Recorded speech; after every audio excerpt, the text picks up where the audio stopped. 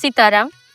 ક્યારેક ઇતિહાસ રાજાઓથી નહીં પરંતુ સામાન્ય માણસની હઠ, હિંમત અને સ્વાભિમાનથી યાદ રહે છે. આવું જ બરણા પંથકની અંદર ગુંજતું નામ એટલે નાથા મોઢવાડિયા. આપણા ઇતિહાસની શરૂઆત થાય છે એક સામાન્ય ખેડૂત કે જે અન્યાયની વિરુદ્ધ અવાજ ઉઠાવવા માટે થઈ અને બહારવટીયો બને છે. કોણે કલ્પના કરી હતી કે એક સામાન્ય ખેડૂત કે જે ગૌચર જવા જતો એ રાજાની સત્તાને પડકારશે. નાથા ભગતના બહારવટાની શરૂઆત જામના માણસો એના ફૂઈની ભેંસો હાકી જાય છે ત્યાંથી થાય છે. એને પાછી મેળવવા માટે થઈ અને નાથા ભગત જામના દરવાજા ખખડાવે છે, પરંતુ ત્યાંથી એને ન્યાય મળતો નથી. એટલે નાથા ભગત જામની 100 ભેંસોને હાકી આવે છે અને ત્યાંથી એને જામાશાહી સાથે વેર બંધાય છે.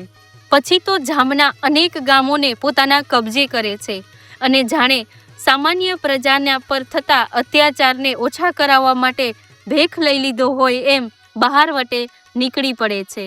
પોતાનું ઘરબાર છોડી અને બરડા પંથકની અંદર આવેલા પોલાપાણાની અંદર પોતાનું રહેઠાણ બનાવે છે. નાથા ભગતની શૂરવીરતાની ગાથા છે એ માત્ર સોરઠની અંદર જ નહીં પરંતુ અમરેલી સુધી ગુંજે છે. એની શૂરવીરતાના ગીતો માત્ર ગુજરાતની અંદર જ નહીં પણ ચિત્તોડ સુધી ગવાય છે. વીર છાપરાજવાળો પણ તેની મદદ માગવા માટે થઈ અને આવે છે. પછી બંને ભેગા મળી અને અમરેલીને ભાંગે છે. નાથા ભગત છે એ પોતાની શૂરવીરતાના પ્રમાણ છે એ બતાવે છે અને આ શૂરવીરતાથી અકળાય અને બ્રિટિશ સરકાર અને જામાશાહી રાજમાતા ઉપર દબાણ કરે છે કે નાથા ભગતને તમે પકડી પાડો અને અમને સોંપી આપો. ત્યારે રાજમાતા છે એ મેરના અગ્રણીઓને ભેગા મળી અને આ વાતની જાણ કરે છે અને નાથા ભગતને આ વાતની જાણ થતાં નાથા ભગત એટલું જ કહે છે કે મેરની માન અને મર્યાદા માટે થઈ અને હું છુપાઈ જવા માટે તૈયાર છું.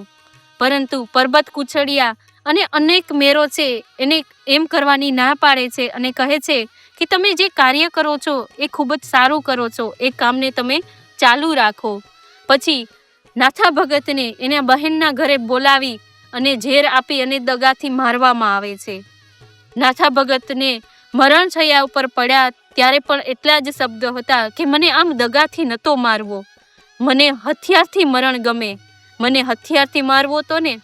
આ એમના છેલ્લા શબ્દો હતા અને આ એમની શૂરવીરતાનું પ્રમાણ બતાવતા હતા. નાથો ભગત એટલે અન્યાય સામે બળવો કરનાર અને ગરીબ અને ખેડૂતોનો રક્ષક.